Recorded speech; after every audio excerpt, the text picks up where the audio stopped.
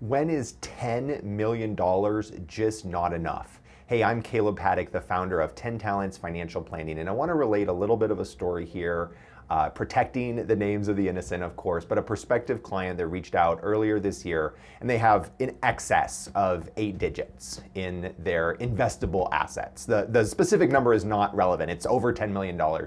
And the problem that we faced on this initial call is a problem that's actually very common amongst folks who have achieved a level of wealth. Maybe their company's gone public, they sold a business, they inherited money.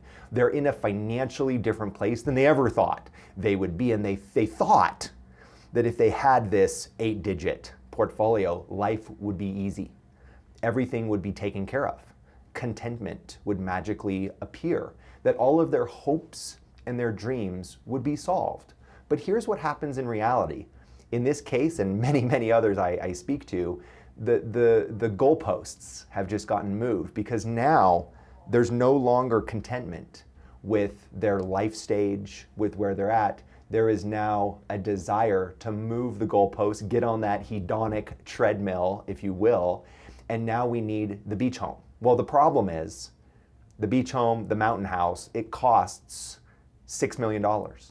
$8 million, $10 million to run with that crowd. And you might say, well, they have in excess of 10, they can afford it. The problem is they can't afford it because of the ongoing upkeep, right? The property taxes, the insurance. Even if you buy that in cash, you can't maintain your lifestyle in other areas. It's just a practical fact if you increase your lifestyle. So what I take away from this, and what I would encourage you with today, is the dollar amount doesn't matter. You know, there's a saying that the rich are significantly better off than the poor, because while the poor think that money will solve all of their problems and is the gateway to peace and happiness, the rich know better. And if they're not there yet, they're learning. They're learning day by day. Wow, this is not what I thought it is. So I think that's an interesting saying, because it really reveals that it's not necessarily that they're better off because they have all this money, it's because they know better. They've learned that it doesn't solve anything. So what does this mean for you? Take time today, this week, this month, start to consider what contentment looks like in your life. If you had $10 million, what would you like to do? No harm in dreaming, trying to understand what's most valuable to you and your family, what would be most meaningful to add purpose and meaning to your life. You can absolutely think about that, because while you may or may not ever reach $10 million, you can begin the process that people who have large amounts of money and physical, possessions, you can begin a process wherever you are right now in taking steps toward contentment and taking steps toward peace, inner peace with yourself, because you will learn as you study this that peace, happiness, contentment, it does not come from our external circumstances. Those things are generated internally.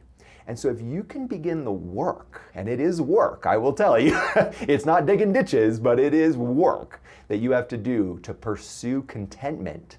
If you do experience an external circumstance of inheritance, company going public, your whatever it is, you unexpectedly come into money, you're going to be in an exponentially better place. Not because of the money, but because you have done the inner heart work, right? The heart surgery, so to speak, of understanding what is going to bring me the most meaning and contentment in my life. If you can take steps in that direction, you are going to be so far ahead of folks who have all of the material possessions, the 8-digit portfolio, but they've never done the work.